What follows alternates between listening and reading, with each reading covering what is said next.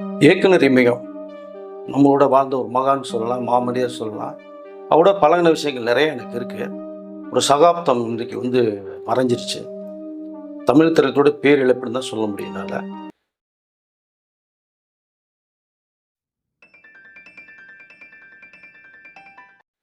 ஆனா அந்த இடத்த பிடிப்பதற்கு இன்னொரு இயக்குனர் பிறந்தா கூட அந்த இடத்த பிடிக்க முடியாதுன்னு நான் சொல்லி விரும்புறேன் நானு. பட் எதனால ஏற்பட்டு என்னங்கிறது வயசு ஒரு மூப்பு ஒரு காரணம். 85 இயர்ஸ் ஓல்ட் ஆயிடுச்சுன்னு வச்சுக்கலாம். பட் இருந்தாலும் அவருக்குள்ள சில ஃபேமிலி பிரச்சனைகள் தான் இந்த அளவு அவர டக்குன்னு படுக்க வச்சதுன்னே சொல்ல முடியும். ஆ மனோஜ் அவர்களுடைய இறப்பு அவரால தாங்கிக்க முடியல ஃபர்ஸ்ட் ஆஃப் ஆல். ஏன்னா ரொம்ப ரொம்ப ரொம்ப ஒரு அஃபெக்ஷன் வச்சிருந்தார் பையன் மேல. பொண்ணு மேல ஒரு அஃபெக்ஷன் ஜனனி, அப்புறம் மனோஜ் கிரியேஷன்ஸ்ன்னு சொல்லி பேனரே வச்சு நெறைய படங்கள் பண்ணாரு. நெறைய புதுமுக அறிமுகப்படுத்தினார் மனோஜ் கிரியேஷன்ல. பட் மனோஜுக்கு அவருக்கும் சில அதாவது அவரு திடீர் மறைவு ஏற்றுக்கொள்ளவே முடியல அவரால. அன்னைக்கு அவர் அப்படியே உடல் செல்லாம படுத்தவர் தான். அதுக்கப்புறம் மீண்டு வருவாரு, எப்படியோ படங்கள் நடிப்பாரு அப்படின்னு பார்த்தோம்னா, எந்திரிச்சு வர வேண்டிய சூழ்நிலைக்கு மாறுச்சு. சில பிரச்சனைகள் மனோஜ் எப்படியாவது ஹீரோவாக்கணும்னு சொல்லிட்டு அவர் அதாவது எவ்வளோ ட்ரை பண்ணார், படங்கள் பண்ணாரு. மனோஜுக்கு அவருக்குமே நிறைய பிரச்சனை, சண்டைகள்லாம் உருவாச்சு. ஸோ கடைசியா ஒரு படம் பண்ணலாம் அப்படின்னும்போது தான் மனோஜ் வச்சு ஒரு படம் பண்ணாங்க. அதில நிறைய பணப்பிரச்சனைலாம் வேற வந்துச்சு. மனோஜ் அவங்க அம்மாகிட்டலாம் போய் நகையெல்லாம் அடகு வச்சு வாங்கி குடுத்து, பண்ணி இந்த படத்த முடிச்சது இருக்கும். இந்த படம் ஒரு பெரிய பிரேக்கா வரும் அப்படின்னு எதிர்பார்க்கப்பட்ட சமயத்தில ஸோ அந்த படம் மிகப்பெரிய ஒரு தோல்விய சந்திச்சுச்சு. நிறைய கடன் பிரச்சனை உருவாச்சு. மனோஜ் அதில ரொம்ப அப்செட் ஆனாரு. அப்பா டைரக்ட் பண்ணி நம்ம ஹீரோ பண்ண முடியல. எவ்வளோ முயற்சி பண்ணாரு. அசிஸ்டன்ட் டைரக்டரா இருந்தாரு. அதுவும் சைன் பண்ண முடியல. டைரக்ட் பண்ணாரு. அதுலயும் சக்சஸ் ஆக முடியலைங்கும்போது, அவருடைய தோல்விய ஏற்றுக்கொள்ள முடியல மனோஜ்னால. அதனால அவருக்கு அவரே சில சில உடல கெடுத்துக்கிட்டாருன்னு தான் சொல்ல முடியும். இந்த நேரத்தில மனோஜும் நம்மகிட்ட இல்ல. பாரதிராஜா அவர்களும் இல்ல அப்படிங்கும்போது அந்த விஷயத்த ரொம்ப உள்ள டீப்பா பர்சனலா போக விரும்பல நான் அத. பட் தன்னுடைய உடலை அவரே கெடுத்துக்கிட்டார் மனோஜ் அப்படின்னு தான் சொல்ல முடியும். பட் அப்பாவும் அவருக்கும் நிறைய பிரச்சனைகள் இருந்தது. சண்டைகள் ஒருத்தர் ஒருத்தர் பேசாம இருந்தாங்க. பாரதிராஜா அவர்கள் ஈசிஆர் வீட்ல போய் ஒரு தனியா இருந்த ஒரு சூழ்நிலை இருந்தது. மனோஜ் ரொம்ப ஃபீல் பண்ணாரு. பட் அவருக்கே ஏதோ தெரியும் போல. தன்னோட உடல்நிலை ரொம்ப மோசமா தான் என்னன்னு தெரியல. அப்பாகிட்ட பேசணும். அவர் தனியா இருக்காரு. அந்த சண்டையின் மேல் வளர விட வேண்டாம். நான் அப்பாவ சமாதானப்படுத்தணும்னு சொல்லி அவருக்கு வேண்டிய நிறைய தயாரிப்புல முக்கியமான ஒரு நண்பர்ன்னு சொல்லலாம் ஒரு தயாரிப்பாளர் இருக்காங்க. பட் அவர்ட்ட கடைசியா மனோஜ் அவர்கள் பேசும்போது பார்த்தோம்னா, அப்பாவ பத்தி நிறைய விஷயங்கள் ஃபீல் பண்ணி பேசியிருக்காரு. பேசிட்டு அப்பாவோட சண்டை போடுறது ரொம்ப தவறு அது. ஸோ தனியா இருக்காரு. நான் அப்பா சமாதானப்படுத்திட்டு, நான் கூட்டு என்னோட வச்சுக்கலான்னு இருக்கேன் நான் இத. அதுக்கப்புறம் அவர் கொஞ்சம் கொஞ்சம் சரியாவாரு அப்படிங்கிற மாரி தயாரிப்பாளர் சொல்லும்போது தான், "இத அப்பாகிட்ட எப்படியாவது போய் சொல்லு நீ. இல்ல நாளைக்கு நான் போய் அப்பாவ கூட்டு வரேன்." அப்படிங்கிற மாரி தயாரிப்பாளர்கிட்ட அந்த ஒரு சொன்ன விஷயம் ஒண்ணு இருக்கு. பட் தயாரிப்பாளரும் சரி நல்ல விஷயம் தான் மனோஜ் நீ முடிவு பண்ணியிருக்க. அப்பா பிள்ளை சண்டை தானே ஒண்ணு. நீ போனா சரியாயிடும் அப்பாவது. இப்ப கூட்டு வந்துருன்னு சொல்லிட்டு அவங்க போயிருக்காங்க. இது ஒரு 4:30 மணிக்கு நடந்த சம்பவம். ஒரு 6:30 மணிக்கு மனோஜ் இறந்துட்டாங்க. எதிர்பார்க்கல ஹார்ட் அட்டாக் ஏன்னா உடல்நிலை ரொம்ப மோசமான கண்டிஷன்ல அவரும் ஹாஸ்பிட்டலுக்கு 4, 5 முறை போயிட்டு போயிட்டு தான் வந்தாரு. வந்துட்டு உடல்நிலை சரியில்லாம இருந்த பட்சத்துல இறந்த செய்தி. இது பாரதி அவர்களுக்கு போகுது. ஆனா அவரு ரொம்ப அதிர்ச்சி ஆகுறாரு. அந்த தயாரிப்பாளர் என்னப்பா மனோஜ் உங்கள பார்க்கலாம்னு சொல்லிட்டு வச்சுட்டு இருந்தாங்க. நாளைக்கு கூட்டு வரலான்னும்போது இன்னைக்கு எப்படி ஒரு மரணம் ஆயிடுச்சு அவருக்கு. பாரதிராஜானால அவருடைய மனசாட்சி அவர் கேள்விக்க ஆரம்பிச்சுச்சு. நம்ம பையன் கூட சண்டை போட்டது தவறோ, பேசாம இருந்துட்டு ஏதோ அவனுக்கு அவனே உடலை கெடுத்துட்டு இந்த மாரி ஆயிட்டான்னும்போது ஏன்னா ரொம்ப பாசம் ரொம்ப வச்சிருந்தார் மனோஜ் மேல. உயிரே வச்சிருந்தாருன்னே சொல்லலாம். பட் அவருடைய இறப்பு அவருக்கு டைஜஸ்ட் பண்ணவே முடியல. ஏன்னா சின்ன வயசு. இது அதாவது எனக்கு கொல்லி போட வேண்டிய வயசுல அவனுக்கு நான் கொல்லி போடுறேனேங்கிற மாரி ரொம்ப வருத்தப்பட்டு அழுது, கேள்விப்பட்டவனே உடைஞ்சவர் தான். அதோட பாரதி அவர்கள கூப்பிட்டு வந்தாங்க மனோஜ் வீட்டுக்கு. கத்தி கதறி அழுது இப்ப நடக்கவே முடியாம சேர்ல உட்காந்து பக்கத்துல அழுதுகிட்டே இருந்தார். மனோஜ் பாடி எடுத்துட்டு போற வரைக்குமே கண் கலங்கி கத்தி கதறத பார்த்தோம். அப்போ நொடிஞ்சவர் தான். பையன கடைசி நேரத்தில பக்கத்தில வச்சு நான் பார்க்க முடியல. இந்த பிரச்சனையாச்சுங்கிற அளவுக்கு ரொம்ப ரொம்ப ரொம்ப வேதனைப்பட்ட விஷயங்கள் நெறைய இருக்கு. அதில ரொம்ப நொடிஞ்சு போய் விழுந்தவர் தான். அப்புறம் மனோஜுடைய இந்த இறுதி சடங்குகள்லாம் ரொம்ப வேதனைப்படும்போது, அவர் டோட்டலா அப்படியே டக்குன்னு ஆஃப் ஆகி படுத்தாரு. அது சம்மந்தமாய் நெறைய விஷயங்கள் பேச ஆரம்பிச்சுட்டாரு. மனோஜ் மனோஜ்ன்னு சொல்லி பேசும்போது எதையாவது ஒண்ணு பேசுறது, டக்குன்னு பண்ண முடியல. நெறைய பேருனுடைய அதாவது வெளி உலகத்திலேருந்தே அவர் கொஞ்சம் துண்டிக்கப்பட்டது மாரி இருந்துட்டார். அவர் வீட்டுக்குள்ளே இருந்த மாரி. இது போக போக ரொம்ப பிரச்சனைன்னு சொல்லிட்டு தான், அவங்க பொண்ணு ஃபாரின்ல இருக்காங்க. வெளிநாட்ல இருக்கும்போது சரி எப்படியாவது அப்பாவ கூப்பிட்டு அங்கே ட்ரீட்மெண்ட் குடுத்து கொஞ்சம் ரெக்கவரி பண்ணி அனுப்பலான்னு சொல்லி பொண்ணு வந்து வெளிநாட்டுக்கு கூப்பிட்டு போய் அங்கேயும் பாரதி ராஜா வச்சு ட்ரீட்மெண்ட்லாம் கொடுத்து நிறைய விஷயங்கள் அவங்க பார்த்தாங்க. பட் இருந்தாலும் பொண்ணு மேலே என்ன தான் ஒரு அஃபெக்ஷன், இந்த மனோஜ் தான் அவருக்கு மனோஜ்னே உயிரை விடுவார். அங்கே போய் அவர்னால வந்து அதான் இருக்க முடியல. மனோஜ் நம்மவே பொண்ணுகிட்ட பேசுறது, மருமகன்கிட்ட பேசுறது, அங்கேயும் ஒரே கஷ்டம். எவ்வளோ ட்ரீட்மெண்ட் கொடுத்து பார்த்தாலும் அதுலேருந்து ரெக்கவரி வரமாட்டேன்ட்டார்.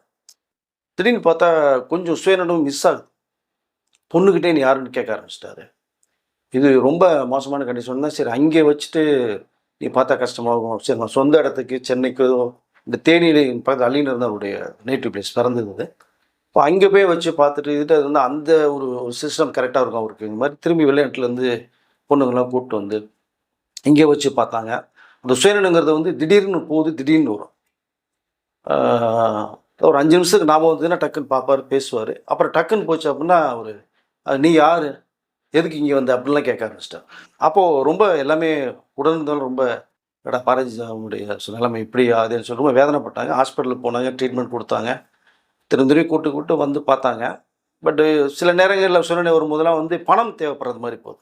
அசாட் இருக்குது, சொத்து இருக்குது, எல்லாமே இருக்குது அவருக்கு.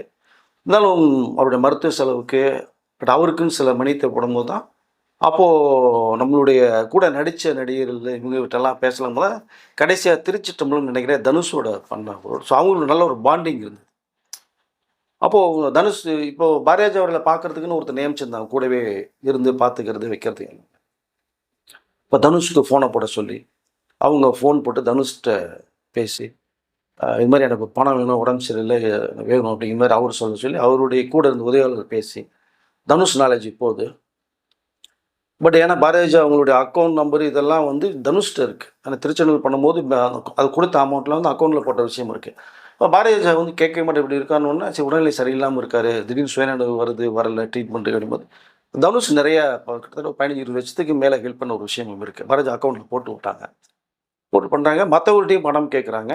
பணம் எல்லாமே போட்டு பாரதிராஜா அப்படிங்கும்போது ஒரு எப்படி சொல்கிறது இயக்குனர் இமயம் அவருக்கு இப்படி சூழ்நிலையான்னு சொல்லி பார்ப்பதற்கு ரொம்ப மனசு நிறைய பேருக்கு. ஸோ பணம் இது பண்ண திடீர்னு ஒரு கட்டத்துக்கு மேலே ஒரு சந்தேகம் வருது. ஸோ பாரதிராஜா கேட்க மாட்டாங்களே, திடீர்னு ஒருத்தர் பாரதிராஜா கேட்குறாங்க அப்படின்னு சொல்லும்போது சந்தேகம் வந்து என்கொயரி பண்ணும்போது இல்லை பாரதிராஜா கேட்டார் அப்படிங்கிறது ஒரு உதவியாளர் மேலே ஒரு சந்தேகம் வர மாதிரி வருது. இருந்தாலும் சூழ்நிலைகள் எல்லாம் ஹெல்ப் பண்ணாங்க. பட் இதுக்கடையில் பார்த்தோம்னா திடீர்னு வந்து உடல்நிலை ரொம்ப மோசமான கண்டிஷன் வருது.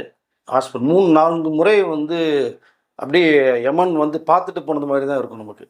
வேணாம் அந்த மனிதன் விட்டுட்டு போகணும்னு நினச்சாருன்னு தெரியல. 3-4 முறை வந்து மரணத்தின் விளிம்பு வரைக்கும் போயிட்டு தப்பிச்சு வந்தார். வந்து பார்த்தோன்னா கடைசியில் அந்த தொற்றுநோய் இதயம் தொற்றுநோய் இந்த மூச்சு திணறல் வந்து இதயம் தொற்றுநோய் வந்து அதில் ரொம்ப சிரமப்பட்டார். பட் இந்த நேரத்தில் நான் பேச முடியாத ஒரு சூழ்நிலைக்கு வந்து மாறினார். இந்த நேரத்தில் வந்து நான் பத்திரிகைகளுக்கு முதல்ல பாரதிராஜாவில் சந்தித்த ஒரு ஞாபகம் தான் வருது. த கணீர் குரல் அவருடைய ஸ்பீச் அப்படி இருக்கும். அப்படி அந்த அந்த ஷூட்டிங் ஸ்பாட்டில் பார்த்தாலே ஒரு சிங்கம் வந்து நடந்து வர்ற மாதிரி கர்ஜிக்கிறது மாதிரி இருக்கும். அப்படி மிரளுவாங்க எல்லா பேருமே. ஆனால் படங்கள் பண்ண எல்லாமே 90% படங்கள் சூப்பர் டூப்பர் படங்களாக கொடுத்தார். அப்படி பார்த்து கம்பீரம் நடந்து வந்த ஒரு பாரதிராஜா கணீர்னு பேசின பாரதிராஜா வந்து படுத்த படுக்க நடக்க முடியாமல் பேசுறதுக்கு குரல் வராமல் இருக்கும்போது அது ரொம்ப அதை வந்து பார்க்குறதுக்கே முடியல. அது என்னடா அதை என்ன சொல்கிறேனே தெரியல எனக்கு. அப்படி ஒரு சூழ்நிலைக்கு வந்து தள்ளப்பட்டார். இந்த நேரத்தில் அவர் மிகப்பெரிய பிரபலமாக இருக்கும்போது அவருடைய ரசிகர் அவர் டாக்டர் பாரதிராஜான்னு ஹாஸ்பிட்டலில் டீனல் ஓப்பன் பண்ணார். பாரதிட்ட கேட்கும்போது கூட என் பேரில் வைக்கிற ஓம் பேரில் வைப்பா, நீ டாக்டர் உன் செலவில் செலவு பண்ணுற பில்டிங் கட்டுற ஹாஸ்பிட்டல் போது என் பேர் எதுக்கு, உங்களை எனக்கு ரொம்ப பிடிக்கும், உங்கள் பேருன்னா பாரதிராஜா ஹாஸ்பிட்டல் வைக்கணும், எனக்கு வந்து உங்களோட பெர்மிஷன் கேட்டார். சரி ரசிகராக இருந்து ஒரு தூரம் கேட்கும்போது பார்த்தோம்னா கொடுத்தாங்க. பாரதிராஜா ஹாஸ்பிட்டல் இன்னமும் டீனில் இயங்கிக்கிட்டு இருக்கு. நிறைய தேசிய விருதுகளை வாங்கின ஒரு படங்கள் இருக்குது. பத்மஸ்ரீ பட்டங்கள் வாங்கினவருக்கு, கலைமாமணி விருது, தமிழ் திரைப்பட விருது ஏகப்பட்டது வாங்கிறாரு. இந்த ஞாபகம்லாம் அப்படியே என் கண்ணு முன்னாடி ஓடுது. இப்படி வந்து கம்பீரமாக அந்த ஒரு ராஜா படுக்கையான உடல்நிலை சரியெல்லாம் போனது. ரொம்ப ஒரு கஷ்டமான சூழ்நிலை பார்க்கணும்னா அவருடைய சகோதரியும் இறந்து போன ஒரு விஷயம், அதுவும் ரொம்ப பாதிப்புள்ளாச்சு. பட் இந்த நேரத்தில் வந்து மனோஜுக்கு ஏதாவது செய்யணும் அப்படிங்கிறத பார்க்கும்போது போனால் சில உன்னுடைய ஃபேமிலிக்குள்ளே வந்து மனோஜ் தான் இறந்து போயிட்டாரு, சொத்துல பிரித்து கொடுக்க வேணாம் அப்படிங்கிற மாதிரி சில பிரச்சனை ஒரு பக்கம் ஓடுது. சில பேர் வந்து இல்லை மனோஜ் ஃபேமிலியில் அவங்க ஒய்ஃப் இருக்காங்க, 2 பசங்க இருக்காங்க, பட் அவங்களுக்கு கொடுத்து தான் ஆகணும் நமக்கு இதை அப்படிங்கிற அளவுக்கு போகும்போது மனோஜுக்கு சேர வேண்டிய பணங்கள் சொத்தினுடைய ஒரு பகுதியை வந்து பொண்ணுக்கு எல்லாமே கொடுத்துட்டாரு. இங்கே வந்து கொடுக்கலாங்கும் போது தான் சில பிரச்சனைகள் இருக்கிறதுனால பாரதி வந்து வெயிட் பண்ணார். ஏன்னா நீ சினிமான்னு போகிறடா, ஹீரோ ஜெயிக்க முடியல, டேரக்டராக ஜெயிக்க முடியல, வேலைக்கு போகணும்னா சரி கொஞ்சம் டைம் எடுத்து கொடுக்கலான்னு நினைக்கும் போது மனோஜ் இறந்துட்டார். அப்போ ஒய்ஃபுக்கும் பசங்களுக்கும் கொடுக்கலன்னா சில பிரச்சனைகள் உருவாகுது. ஸோ சொத்து பிரச்சனை வருது. அதில் ரொம்ப ரொம்ப நொடிஞ்சு போனதே அதில் தான் அவர். ஏடா நம்ம கஷ்டப்பட்டு சம்பாதிச்சு நம்ம பையன் கொடுக்கும்போது மற்றவங்களாம் சேர்ந்துட்டு இப்படி பண்ணுறாங்களேன்னு அதில் மனோஜுக்கும் மனோஜ் ஃபேமிலிக்கும் நிறைய கொடுக்கணுங்கிற அளவில் அவர் ரொம்ப வேண்டியப்பட்ட தயாரிப்பாளர் சொன்னீங்களா அவர் போனது. அப்புறம் சீமான் அவரெல்லாம் ரொம்ப சப்போர்ட் பண்ணி எப்படியாவது பண்ணணும், மனோஜ் ஒய்ஃப் கொடுக்கணும் இல்லை, அவரெல்லாம் ரொம்ப பாரதிய மேலே மிக மரியாதை கொண்டவர் சீமான் அவர்.